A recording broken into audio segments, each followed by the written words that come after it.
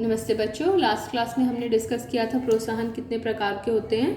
तो प्रोत्साहन 2 प्रकार के थे, वित्तीय और गैर वित्तीय। आज हम उनके अलग अलग प्रकार डिस्कस करेंगे कि वित्तीय प्रोत्साहन में क्या कौन से वो सम्मिलित हैं और गैर वित्तीय प्रोत्साहन में क्या क्या सम्मिलित हैं। रजिस्टर में नोट कर लीजिएगा। हमने पढ़ा था वित्तीय प्रोत्साहन मतलब जो कि कैश के फॉर्म में, हम रुपयों के फॉर्म में, मनी की फॉर्म में दिया जाता है। सबसे पहला वित्तीय प्रोत्साहन जो है, हम कहीं पर क्यों नौकरी करते हैं, वेतन के लिए। वेतन जमा भत्ता, पे एंड अलाउंसेस। वेतन क्या होता है, जैसे बेसिक पे। बेसिक पे का मतलब जो आधारभूत वेतन है, प्लस भत्ता। भत्ता मतलब कोई भी तरह के खर्चे को झेलने के लिए सरकार जो है वो कुछ अलाउंसेस प्रदान करती है, अलाउंसेस अलाउ करती है। जैसे कि मैंने एक एग्जांपल लिखा हुआ है यहाँ पर, डीए इज़ डियरनेस अलाउंस, महंगाई भत्ता, या फिर कोई और अलाउंसेस हो सकते हैं। तो आधारभूत वेतन, महंगाई भत्ता या अन्य भत्ते। जैसे फौज की नौकरी होती है, फौजियों की नौकरी होती है, पुलिस की नौकरी होती है, तो उन्हें एक अलाउंस मिलता है, वॉशिंग अलाउंस, क्योंकि उनकी यूनिफॉर्म होती है और उस यूनिफॉर्म की धुलाई के लिए उन्हें पैसा दिया जाता है। तो जिस तरह का प्रोफेशन है, जिस तरह का काम है, उससे रिलेटेड अलग अलग भत्ते, अलग अलग अलाउंसेस वो खर्चों को मीट करने के लिए दिए जाते हैं। तो सबसे पहला प्रोत्साहन हुआ वेतन तथा भत्ता, पैसे के रूप में मिलता है। इसको आप यही फॉर्मूला वहाँ पर लिख के सेंटेंस की फॉर्म में इसको कन्वर्ट कर सकते हैं उसके बाद में।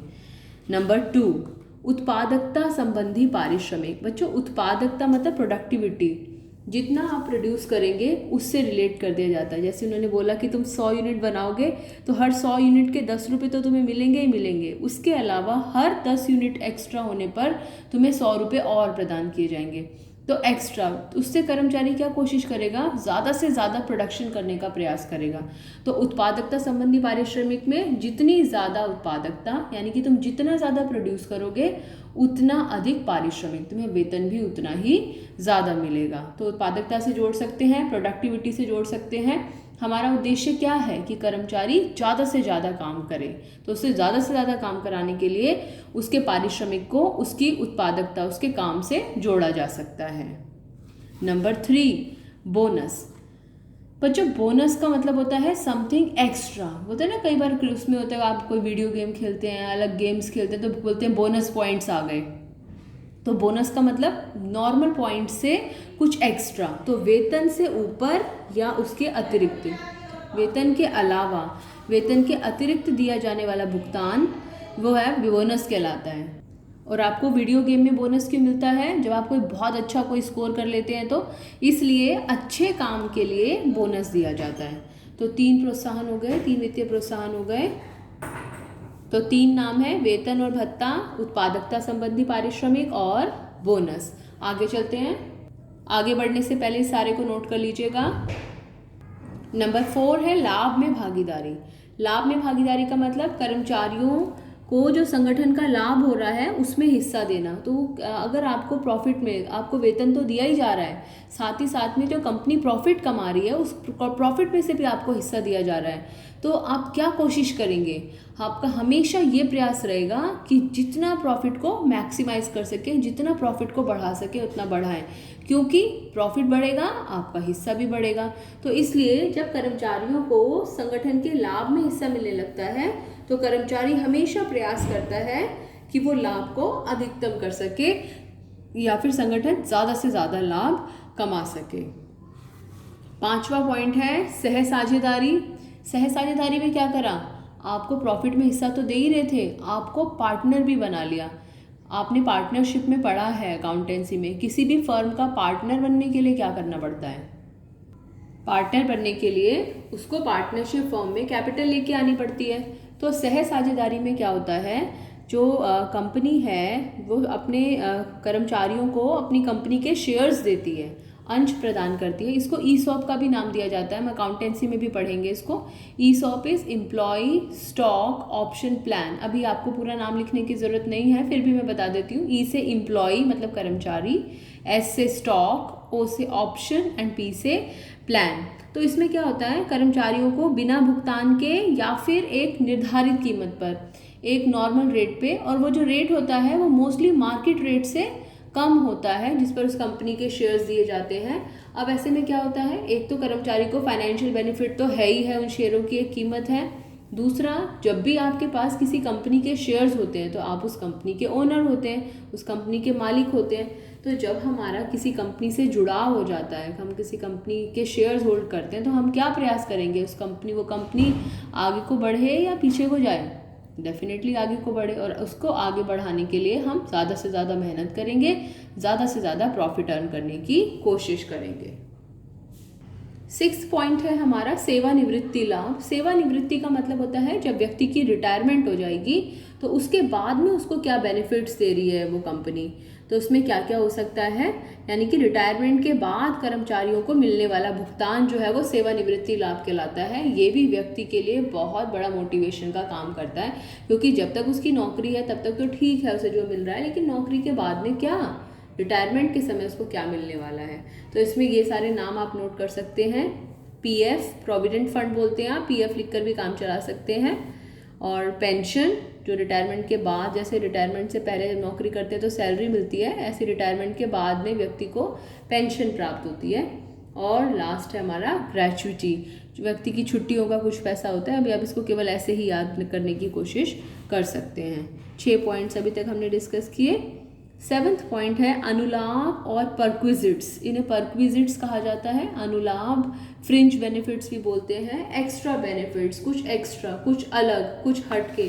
क्या क्या मिल सकता है, कार मिल सकती है, या कार का भत्ता मिल सकता है, पेट्रोल के पैसे मिल सकते हैं, घर मिल सकता है, घर का किराया मिल सकता है, चिकित्सा का, इलाज का वो मिल सकता है, प्रोविजन मिल सकता है, बच्चों की शिक्षा का इंतजाम हो सकता है, बच्चों की शिक्षा के लिए पैसे मिल सकते हैं, मोबाइल मिल सकता है, नौकर मिल सकते हैं। तो ये सब चीज़ें जो है ये परक्विजिट्स में आती हैं। जैसे अगर आप एक कोई आईएएस ऑफिसर बनते हैं, कोई आईपीएस ऑफिसर बनते हैं तो एक ड्राइवर मिलेगा, एक सेक्रेटरी मिलेगा।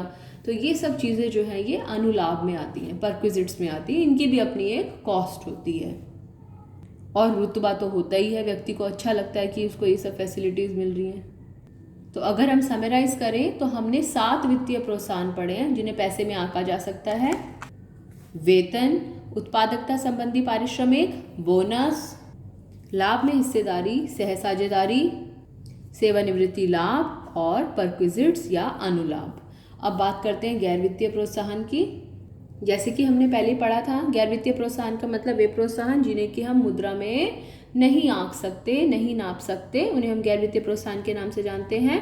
मेन हेडिंग डाल लीजिएगा, गैर वित्तीय प्रोत्साहन। नंबर 1, पद प्रतिष्ठा। पद प्रतिष्ठा मतलब उस पद की प्रतिष्ठा। कोई व्यक्ति बताए, अरे वो उस कंपनी का सीईओ है, वो उस कंपनी का जनरल मैनेजर है, वो आईएएस ऑफिसर है, तो वो जो पोस्ट है, उस पोस्ट का जो नाम है, उसमें ही अपने में इतना वजन है कि बोलने वाले व्यक्ति में भी गौरवान्वित महसूस करता है, और जो सुनता है उसको भी लगता है कि वाह भाई, अरे ये डॉक्टर है, ये सुप्रीम कोर्ट में वकील है, ये चीफ जस्टिस है, ये जज है। तो इन सब चीज़ों के एक अलग ही महत्व है। तो उस पद का अपना एक अलग महत्व होता है, एक अलग ओहदा होता है। तो पद प्रतिष्ठा का मतलब है उस व्यक्ति का संगठन में स्थान, क्या पोजीशन है उस व्यक्ति की। अगर संगठन के ट्रायंगल की बात करना चाहे तो डेफिनेटली हर कोई ट्रायंगल की चोटी पे पहुंचना चाहता है। संगठन के 3 स्तर होते हैं ना, तो संगठन के उस चोंच पर, उस चोटी पर पहुंचना चाहता है। हर व्यक्ति बड़े पद की इच्छा रखता है, और यह व्यक्ति की प्रतिष्ठा की आवश्यकता को पूरा करता है। प्रतिष्ठा की आवश्यकता याद है आपको, हमने लास्ट क्लास में अब्राहम मैस्लो की थ्योरी डिस्कस की थी। व्यक्ति की आवश्यकताओं को कितनी श्रेणियों में बांटा जा सकता है, 5 श्रेणियों में ना। तो वो जो प्रतिष्ठा की आवश्यकता है, नाक वाली जो आवश्यकता है, उसको पूरी करती है ये पद प्रतिष्ठा। ओके। नंबर 2, संगठनिक वातावरण। बहुत एक स्टडी हुई, उस स्टडी में ऐसा पाया गया कि एक अच्छा फर्नीचर, अच्छी बिल्डिंग, ये सब चीज़ें इतनी मायने नहीं रखती हैं जितना कि अगर उस व्यक्ति को जिस संगठन में वो काम करने जा रहा है वहाँ पे उसे प्यार, इज्जत, सम्मान ये सब मिले। तो लोग जो हैं वो अच्छा फर्नीचर, अच्छी बिल्डिंग और अच्छा बिहेवियर, इनमें से अगर चूज़ करना हो तो डेफिनेटली वो एक ऐसा संगठन चूज़ करेंगे जहाँ पर कि उनके साथ में अच्छा बर्ताव हो। तो संगठनिक वातावरण मतलब वो वातावरण जो एक संस्था को दूसरी संस्था से भिन्न बनाता है, अलग बनाता है। क्या क्या चीज़ें इसमें हो सकती हैं, कितनी फ्रीडम मिल रही है उस व्यक्ति को, कितनी आज़ादी है, व्यक्तिगत स्वतंत्रता, उस कर्मचारी का ध्यान, उस कर्मचारी का कितना ध्यान रखा जा रहा है। ऐसा तो नहीं है कि उसको मशीन की तरह इस्तेमाल करने की कोशिश की जा रही है, या वो एक दिन छुट्टी लेता है तो अगले दिन बॉस उससे बड़े ख़राब तरीके से बोलता है, ऐसा तो नहीं है। उसको वेतन सही मिल रहा है या नहीं मिल रहा है।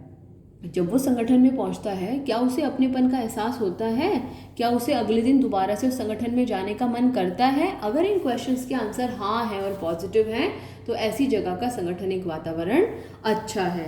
आइए हमने गैर वित्तीय प्रोत्साहन डिस्कस कर रहे हैं, 2 डिस्कस किए हैं, पद प्रतिष्ठा और संगठनिक वातावरण। बाकी अभी अगली वीडियो में डिस्कस करते हैं।